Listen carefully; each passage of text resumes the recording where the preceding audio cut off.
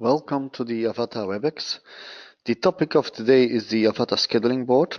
My name is Robin Moyersons. I'm a solution architect at AVATA. So we will cover today what it is. Also very important is the process, so what it should be used for. Where does it sit? So in this whole world of applications, where exactly do we position the scheduling board? And technically, what's the architecture behind? And then, of course, you will have a small demo on showing the capabilities of the AVATA scheduling board. What is it? Well, the AVATA scheduling board is an interactive Gantt chart, specifically designed for schedulers. So you see the timeline over here, the different items. This is an example about an item Gantt, and then on the horizontal axis they see then the different work orders scheduled on for the different items, and where they can move around those items, change quantities, change times, and so on.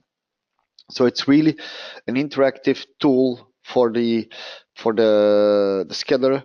It's designed to be simple and intuitive.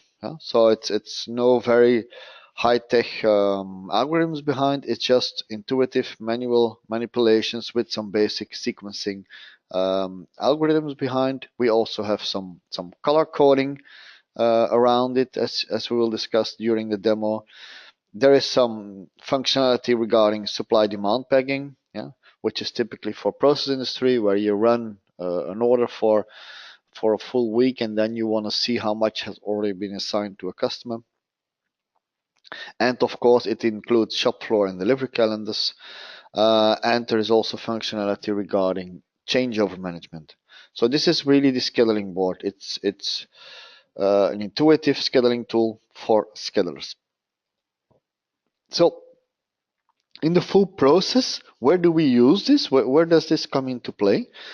Well, you have the core part in your planning application is your MPS, DRP, MRP calculation. This is where you do your net requirements calculation. I have so much in stock, there is so much demand, so how much do I need to produce? This is the basic planning question. And how much do I need to produce, and by when do I need to produce it, and on which resource? This is done in your standard MRP planning. This will generate for you orders. Those orders will need a start and an end date. Out of your MRP calculation, you will get a due date. It will tell you by when and which quantity on which resources you will need your inventory. Then you need to define when exactly am I going to produce this, because let's say you have all your number of sales orders coming in all for next Friday, then your standard MRP calculation would put them all due date next Friday, and it's up to you to make sure you can produce them. So this is where the scheduling board comes into play. It takes the planned orders with the due date, with the quantity, with the resource. So the resource is the work center, and then you can start sequencing. You can do it manually, or you can use some algorithms to put them into the right order.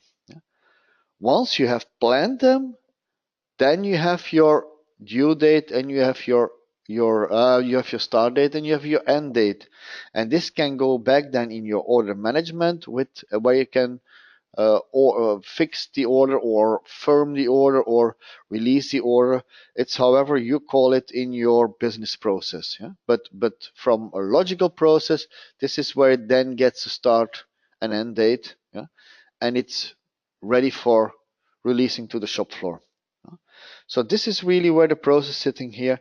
The scheduling board is over here, sequencing those orders into the right order. So what does it need? It needs planned orders with a due date, a quantity, and a work center. I mean, we could assign it manually as well, but this is really key that it's an input to the real sequencing. So where does it sit if we talk about Oracle Supply Planning Cloud? Yeah, then we see that in the Oracle Supply Planning Cloud, it has this MRP functionality, which will generate the planned orders. It goes into the AVATA scheduling board, yeah, from this arrow, and then we sequence them and send them back. And we can also work with other legacy systems, JDE, PeopleSoft, Oracle, EBS, SAP, yeah.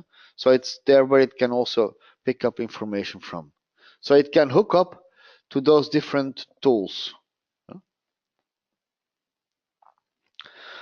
How does it work? Because underneath we have the Oracle database, which can connect then to different legacy systems, the Oracle database, with different protocols. Most of the common industry protocols are available, which has then the HTML output. We read it into the web server, and the user has then his scheduling board, where is some additional functionality available. It's not just about sequencing. You can kick off your integration, so collecting your data or publishing them back to the MRP engine or the order management engine. So for the user himself, he needs nothing locally installed. He just connects to the web and can start sequencing. So we're gonna have a quick demo about this. Where do we start off on the demo? This is where we're gonna show you where the orders have been loaded. There is already a schedule in there in the tool. We have some collected, some unplanned orders, or one unplanned order, and we're gonna sequence this. So this is where we see it. So we're not gonna demo the collection itself. We're gonna demo the core functionality, meaning the sequencing.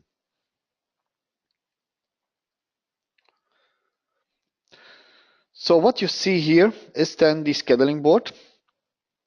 So as said, it has already a scheduler in here. We have some resources, so we are going to work with the resource which has a resource code KILLN-A. And we have defined some KPIs. So this is what you see here. Those KPIs are configurable. So it's you can configure them to your need. It's during implementation that we will discuss with you what exactly would you like to see from KPIs. So in here, let's focus on the left one here, the unplanned order. You see here planned versus unplanned work orders. So we have some orders here which already have been scheduled before. So the user has already done his sequencing up front. And we have one unplanned order. And it seems, so we need to start working on this unplanned order. So I can drill down into the scheduling board. So what I can click on it, and it brings me to the scheduling board. So the scheduling board, you see it has some tabs here: the work order list, item Gantt, resource Gantt, resource utilization. These are the tools for the user to work with. So the work order list, this is really showing you all the orders that are in your plan for the moment. It gives you the order number. It gives you the resource code where it's running on. It gives you the item code. So we have a number of items here in this plan. So we have dark red brick, medium red brick, small red brick. So there is a number of orders here with the related order number, which were received from the MRP engine. And we have a start date, an end date, and a due date. Because the start date and end date is different from the due date, we know this has been planned. We know the status of this one. It's on time. It's the tool that will tell you. So there is some logic in there that when the due date is later, when the end date is later than the due date, it will be late. For instance, here you see the end date is the 26th of April, and the due date is the 22nd of April. So it's late, and it's showing me in red. So this is where it's important. So it has color coding in there which is totally configurable by the user. He can tell the tool how to represent this. You have some runtime. So from the MRP engine, we know how much an order will run, when based on the quantity that you have defined. This is coming out of your bumps and routings in the MRP tool. Yeah. If there is some downtime in between when it's running, when you have scheduled it, you can reserve some quantity for customer. It's depending on your industry if this is required, yes or no. Yeah. Right. So you see the blue one here, and this has status unplanned. So this is where we have seen in the previous screen that there was one unplanned order. So this is my unplanned order. So it's highlighted. It has a due date the 29th. So the system has just what it does when it's collecting it, just puts it against the end date, against the due date, so the 29th of April, and the duration is 24, so it's starting on the 28th of April.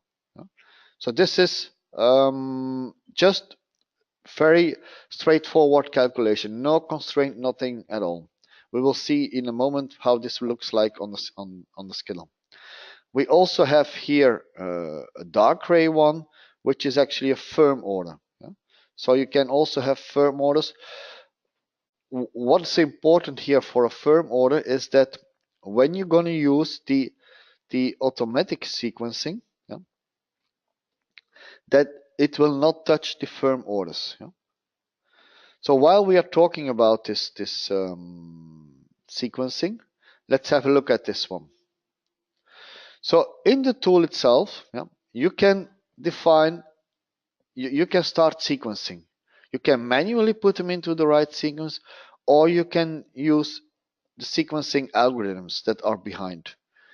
We have two main ways to do this. We have bucketized and by due date. Bucketized means that you're gonna assemble all your orders for a certain time period, let's say for a certain week, and in that week you can apply then a logic to put them into the right sequence. This is typically for process industry. Let's say you have a paint factory, then you know that in the same week you always want to go from white paint into yellow, red, blue, and then dark. You don't want the tool to always start recalculating this whole thing, because you know this is already the optimal sequence. This is your production cycle or production wheel or campaign, however you would like to call it. In discrete manufacturing, it's more like due date. This is your due date. I want to make sure it's produced by the due date, and then you have in the due date, you have two ways to do this: backward or forward.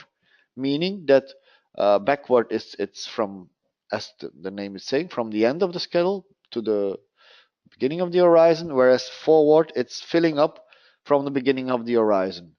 So even if there is an order for in 3 months and it's in the tool, it will also put it at the beginning of the horizon, just filling up the full sequence. You also can say start from a number. So this is where you see here your orders have a specific, the way they are now in the schedule, they are in a specific sequence. When they are ending. So this is where the tool, you can say start from this one. Start sequence. So it's not touching the first, second, and third and fourth work orders. No, it's starting from the fifth. That it start sequencing. Or you can do it manually. Let's have a look how this is looking graphically. So we have two Gantt available. We have an item Gantt and we have a resource Gantt. In the item Gantt, you have the possibility to look at it by days or by hours. If required, you could also have by weeks. And this now is showing me my work orders. So you have on the left hand side, you have the items, where the first one is my calendar. This is my calendar I'm receiving from the shop floor or maintaining myself. That's completely configurable. So it's showing the downtime on the different. Here it's the weekends. So it has 3 shifts during the work week and it's down during the week.